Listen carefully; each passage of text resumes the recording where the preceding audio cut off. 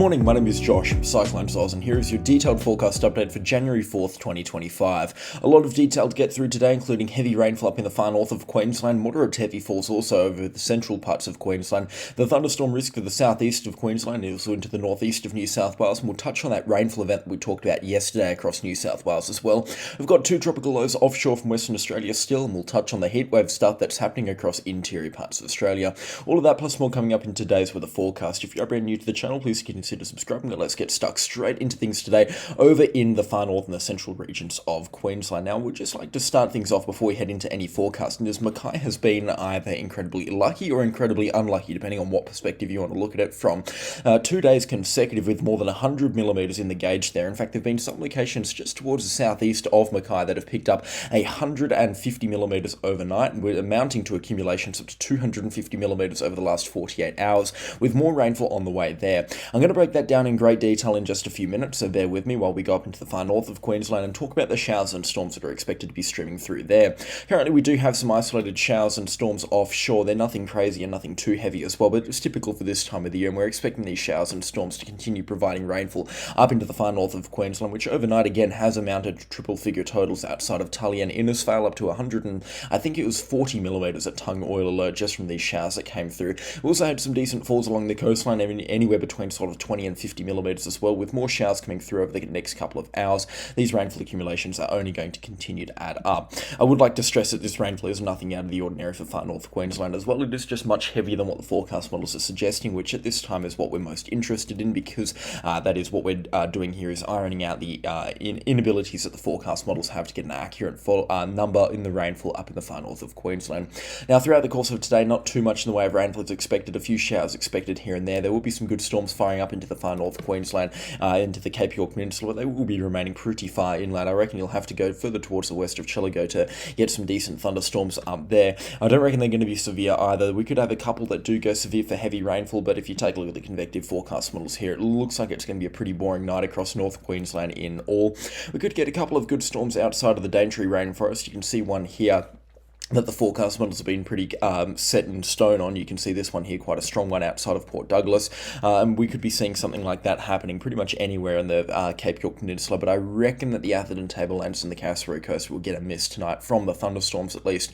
Not to say that a couple of showers won't be streaming ashore. You can see on the forecast models at least some heavy falls still possible along the Cassowary Coast right up until about maybe just after lunchtime, and then that rainfall will die down temporarily, and it looks like it fires up early tomorrow morning. In fact, there could be some really good showers that come through throughout the course of tomorrow. We never really talked about Sunday being kind of a risk of some good showers or storms coming through for the far north Cassowary Coast, and you can see here, at least on this forecast, that there are going to be pretty steady showers coming through throughout the course of Sunday and also in towards Monday morning as well. And the convective models really suggesting some good showers and possibly some really good rainfall accumulations to materialise out of it. So we're going to keep a very close eye on things, at least on the rainfall side of things up in the far north of Queensland over the next 48 hours, but it looks like through Sunday, Monday, also in towards Tuesday, or Monday night into Tuesday morning, there will be some isolated heavy falls coming through, and as such, those rainfall accumulations to about 9 a.m. on Tuesday are expected to be quite high over the next 3-day period. If I was to put a number on things, I'd say 250 millimetres is possible over the next 3 days in the absolute wettest of locations, but when you're talking about the absolute wettest of locations in the Cassowary Coast, that is still a drop in the ocean. It wouldn't be enough to flood a drain pipe up there. So 250 millimetres, while it might sound like a lot of rainfall, I don't want to make anyone panic over 3 days. That isn't anything absolutely absurd, and they're certainly built to handle that up in the far north of Queensland. The heaviest falls expected to be coming in from about lunchtime Sunday to early Monday morning, then from Monday evening through Tuesday morning before the rainfall eases out by Tuesday afternoon. The majority of locations will get anywhere between sort of 10 and 50 millimetres of rainfall. Cairns probably about 40 millimetres, Port Douglas up to about 100 millimetres, Woodgel and Cooktown probably around that 50 millimetre mark. Into the Atherton Tablelands, Atherton, Mareeba and Raven, so depending on what storms come through tonight, of which there's not likely to be too much over the next 3 days, probably somewhere in the ballpark of about 20 millimetres coming through for those locations, but again, that's a pretty uncertain number at this time. And then Innisfail, Tully and the areas surrounding them, they're likely to be the wettest of locations, at least from this rainfall coming through here, where, like I said, up to about 200 to 250 millimetres is possible. Now, that is in stark contrast to what the weather maps are saying here. You can see the forecast models only suggesting that kind of triple figure rainfall accumulations to be just reached about 125 millimetres, at least on the Axis G3 forecast, which is actually actually very bullish when you contrast that to other forecast models here. What I would like to say that the forecast models can be very unreliable with rainfall up in far north Queensland. The Axis G3 I normally find does the absolute best job of it, just considering it does have that bias towards heavy rainfall. But in far north Queensland, 100 millimetres is nothing to them, and as such, the convective forecast models do a really good job predicting the rainfall up there. What I'm trying to say is that rainfall often exceeds expectations by a country mile up there. So like I said, Innisfail and Tully very likely to receive triple figure rainfall accumulations down towards Cardwell, probably about 80 millimetres there, even maybe about 60 millimetres. Townsville looks like the rain dome's going to be in full swing, but some of the mountains outside of Townsville could get up to about 30 or 40 millimetres as well. And then it looks like the rainfall stops at around Air and then continues once you get down to about Proserpine, which we'll get to in just a few moments. If you've got any questions or comments about this rainfall, then please let me know in the comment section down below as well. Looking forward beyond this, it looks like from about Wednesday, Thursday, Friday, Saturday, and then in towards the weekend next week, we might have a couple of thunderstorms firing up on the weekend, but up until then, it looks like it's going to be pretty dry. And I'm not seeing anything in the way of really stand out the rainfall until at least mid-January.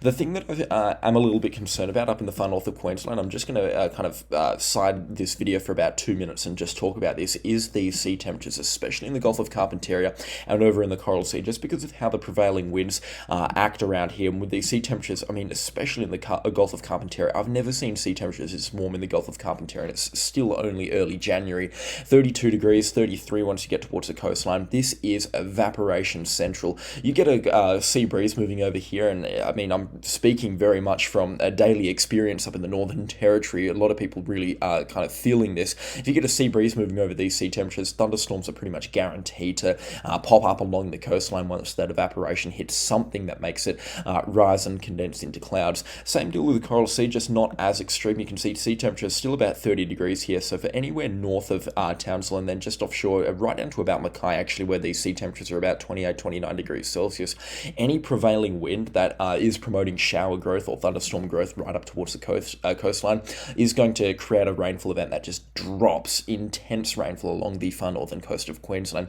And this is also in stark contrast to our initial forecast of late January and then from February onwards being quite a dry period. I reckon that this sea temperature cycle here that we're seeing here with these ridiculously warm sea temperatures that are about 4 degrees Celsius above average across some locations, I think that might actually just cancel it out in terms of the fact that we might just see a more normal or even a slightly wetter phase of rainfall, at least throughout the course of January. I mean, it doesn't look like the rainfall is going to slow itself down anytime soon. Maybe February will be a little bit different, but just with how the sea temperatures are playing out right now, it looks like whatever rainfall event kind of gets itself going up in the Coral Sea, whatever tropical low, and we've already seen it about a month ago up around the Townsville and down towards the Proserpine area, whatever tropical low gets itself going, it's just going to have a field day firing up convection and creating rainfall problems for the far north coasts of Queensland. It's just a few minutes of what I expect the long-range stuff to be.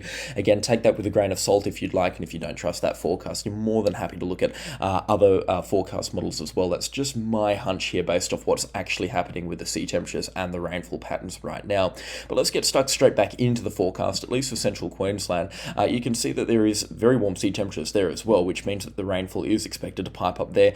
We have had some really good falls over the last couple of days around the Mackay area, like I said, just from this rainfall being funneled up ashore here. If we take a look at the convective forecast models again, you can see on the North Queensland convective forecast model, more showers are expected to come through throughout the course of today as well, and they really are just going to be funneling through into the Mackay area, extending up to about Proserpine as well, right through the next kind of 24 hours. So the showers are going to continue around that area. I really don't see Mackay getting another 100 millimetres, and I find it absolutely phenomenal that Mackay's picked up 2 consecutive days of 100 millimetres from a rainfall event that hasn't even been marked on the forecast or even been given time of day. Of course, that is just the tropics in their greatest fashion, just providing rainfall when you just least would expect it. It's definitely caught a lot of people off guard in Mackay, and I don't think it's something you could have forecast, even if you tried to or your life depended on it. So it was a really difficult forecast to make, and today I'm just trying to give the most accurate forecast as possible. But like I said, with those sea temperatures, once those showers get themselves up to the coastline where those sea temperatures are hovering at 28 or 29 degrees Celsius, they will just fire up monstrous amounts of rainfall and just bring it ashore and drop it over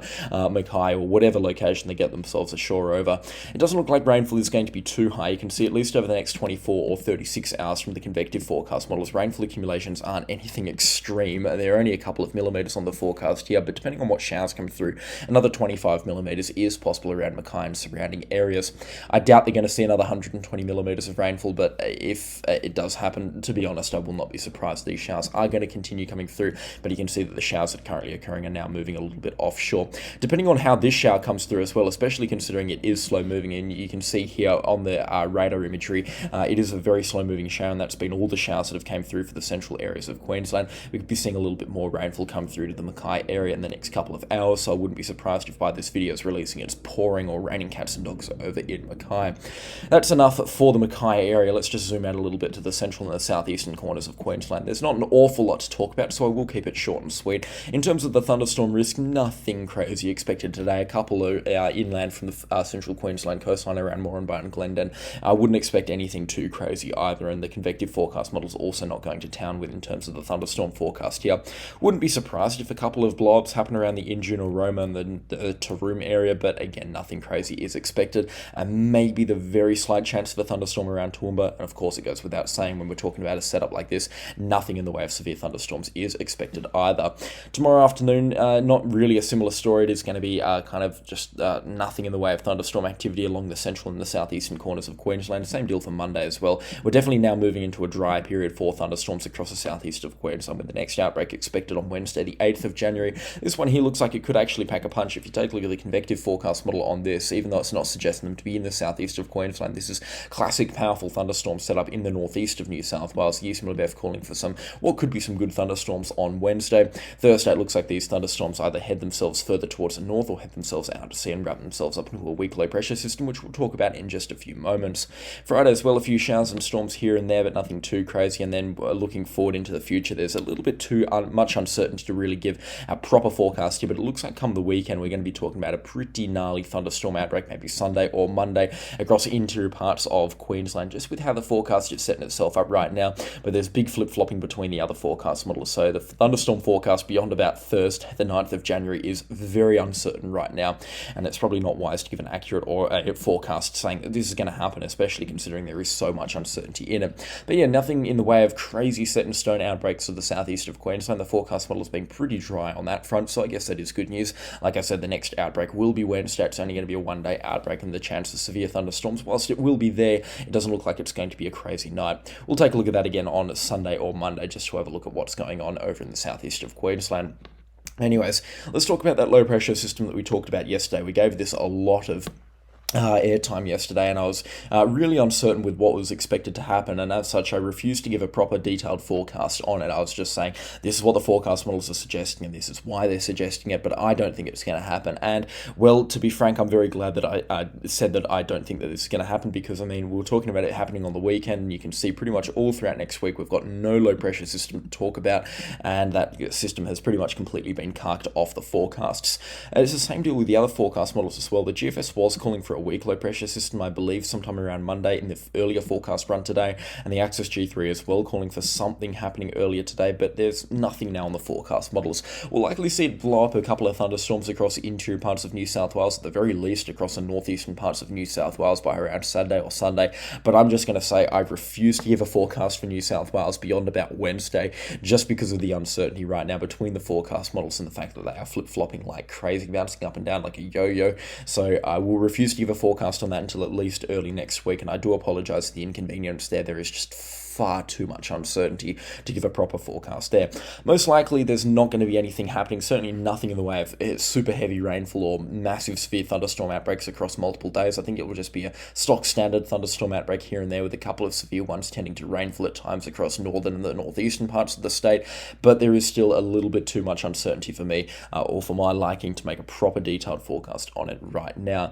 But let's stop waffling about it. There's nothing really to talk about. We do have that good thunderstorm outbreak, like I said, that was expected expected to happen Wednesday across the northeast of New South Wales and into the southeast of Queensland. That one there, powered by a low pressure system just offshore. It'll be interesting to see what actually materialises there from this low pressure system. I don't really think we're going to have too much in the way of rainfall, but the ECMWF has really been suggesting some good downpours possible up into the northeastern parts of New South Wales. You can see 3-day rainfall accumulations, depending on what thunderstorms blow up here, are about that 100 to 125 millimetre mark. Nothing crazy, but again, we'll talk about that in a future forecast update. Just a heads up that a little bit of rainfall might be coming through between Tuesday night and then into Wednesday night as well, with Tuesday night having a couple of good thunderstorms, like I said, into the northeast of the state. For New South Wales, Victoria, also for Tasmania and South Australia, nothing interesting happening there. Otherwise, let's head over into Western Australia, where we do have that heat wave that's expected to extend or continue extending in towards interior parts of the nation. That's going to be providing some warm temperatures across into the northern and the north central parts of the state, with the daytime maximums up to about 44 or 45 degrees expected today outside of Telfer and Marble Bar.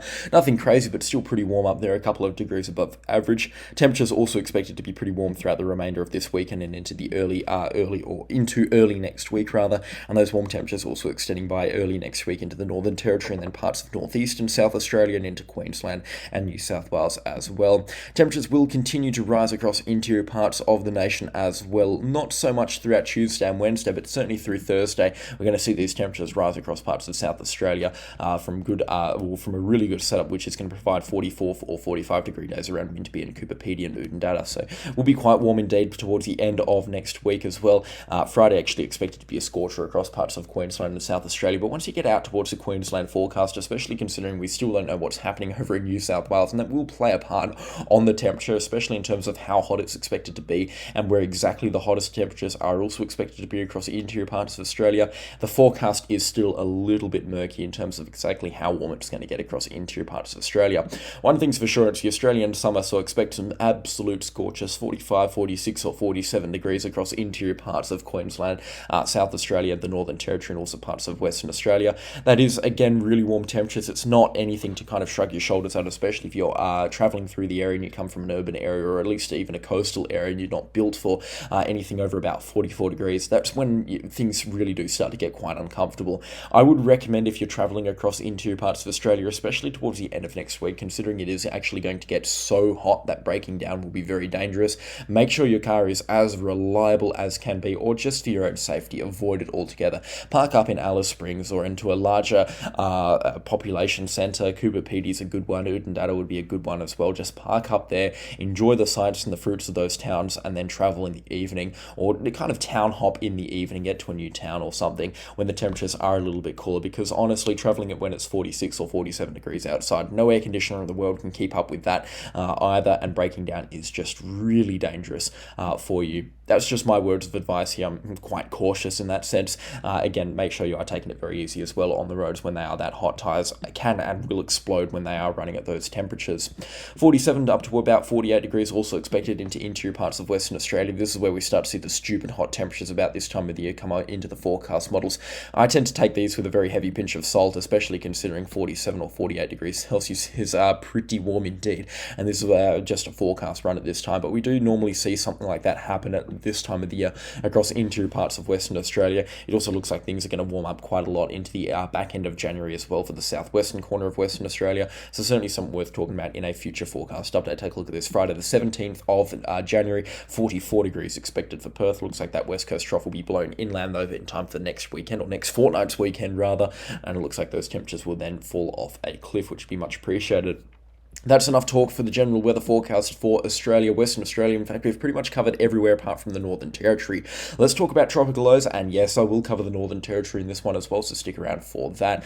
We still have tropical low 07U kicking and screaming offshore from West Island. You can see it over here, just battling insanely high wind shear. You can see on the forecast models it's not expected to do anything. It still has a low pressure centre, and it is still expected to continue moving towards the west, but it looks like it is going to head out of the Australian area of responsibility. It might actually have have a shot of becoming a tropical cyclone by the end of next week around sort of Mauritius as it approaches Madagascar, so it will be a long-tracked system if it gets up towards tropical cyclone status over there.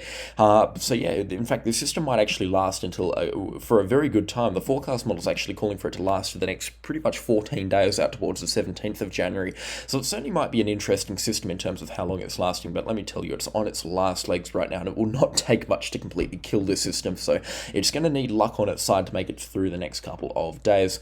That's not the system we're concerned about, and especially considering it is hovering at about 90 degrees east right now, which is on the edge of the Australian area of responsibility, where the Bureau of Meteorology finishes controlling these systems here, or monitoring these systems rather, not so much controlling them. That's a bit tinfoil hatty. Over in the northern parts of Western Australia, some of the waters over here, you can see a bit of convection now starting to blow up offshore. This is just sea breeze thunderstorm stuff, but if you were to contrast that to the forecast models, by around Tuesday, we're expecting a weak tropical low to spin up south of Jakarta, or south of Java rather, and Bali. Jakarta just the main city on Java. You can see this tropical low here will likely spin up into what is a tropical low. Whether it spins up into a tropical cyclone is still a little bit uncertain, but it looks like it's going to give it a good shot around Thursday or Friday. In fact, it might actually get to tropical cyclone status by Friday, become a Category 1 or Category 2 strength system sometime on the weekend. The system will then weaken off as the weekend rolls on and then pretty much dissipate Monday or Tuesday, the 13th or 14th of January, but this system here might just be a weak meandering system just offshore, a very simple, a very calm system, not expected to get too strong indeed. And the reason I'm saying it's not expected to get too strong is it's just going to be a little bit too large for its own good. Normally those larger systems have a very difficult time rapidly intensifying, and considering the conditions offshore from Western Australia right now with the sea temperatures, especially in the wind shear, not so much, where we're talking about temperatures up to about 27, 28 degrees Celsius, which would be enough to constitute rapid intensification up to a powerful tropical cyclone. Unfortunately, this system just is going to be a little bit too large to kind of get to that status. No threat to land, no threat to Western Australia apart from Christmas Island and the Cocos-Keeling Islands. Could drop a little bit of rainfall there, but again, nothing too crazy, nothing really to write home about. We'll keep a very close eye on that system because it certainly looks like it could be an interesting one. Right now, I'm giving it a 30% chance of development and about a 20% chance of tropical cyclone development. Very conservative numbers at this time, especially the chance of development, but I will be upping them in future forecast updates, so stick around for that. Offshore from the Northern Territory into the Gulf of Carpentaria, the forecast models have kind of been hinting at a weak tropical low that might spin up there. You can see, especially with the monsoon, that's expected to burst sometime around mid-January, around sort of the 14th, 15th or 16th. We'll likely see a weak low pressure system turn into maybe a very weak tropical low somewhere around the Northern Territory into the Gulf of Carpentaria. You can see between the other forecast models as well, the GFS calling for some kind of weak low pressure system around the Papua New Guinea here area up there. The Axis G3 doesn't really go out that far, but they're still calling for some kind of really broad spin up into the Gulf of Carpentaria over the Northern Territory. One thing's for sure, this system will provide the Northern Territory with heaps of much needed rainfall. Massive rainfall accumulations would be possible. We're talking about 300 or 400 millimeters up there, but take this forecast with a very heavy pinch of salt because it's still 14 days out into the future and a lot can happen in that time. I'll be able to give you a definitive answer on that by around the 10th or the 11th of January, so Friday or Saturday, so if you're interested in that, stick around for that, but until then, we're just going to be revising our forecast in every single forecast update and seeing what happens there. I'm not overly confident with it, but we will take a very close look at things in every forecast update from here on out. Anyway, so that is all that I have time for today. Thank you so much for watching the video to this point. I do apologize yesterday for opening the video with the 3rd of January 2024, I believe I said. That was a big oversight for me. I completely missed it when I was editing the video as well, so I do apologize. That did seem to confuse quite a lot of people. It was, of course, made yesterday. I make these videos every morning, first thing I do when I wake up, and I put a lot of time and effort into them, so I do apologize for missing that in yesterday's video. I would expect it for the next couple of weeks at least. One or two videos might also slip through the cracks and be listed for 2024. Not making any promises that I'm going to be perfect until probably about February or March with the year at least. I mean, certainly does not feel like 2025 yet, but I'm waffling right now. Special shout out to the channel sponsors. Their names are on screen right now. Again, I could not run their show without them, and their support is also much appreciated. But that is all for me today, and I'll catch you all in the next storm. Goodbye.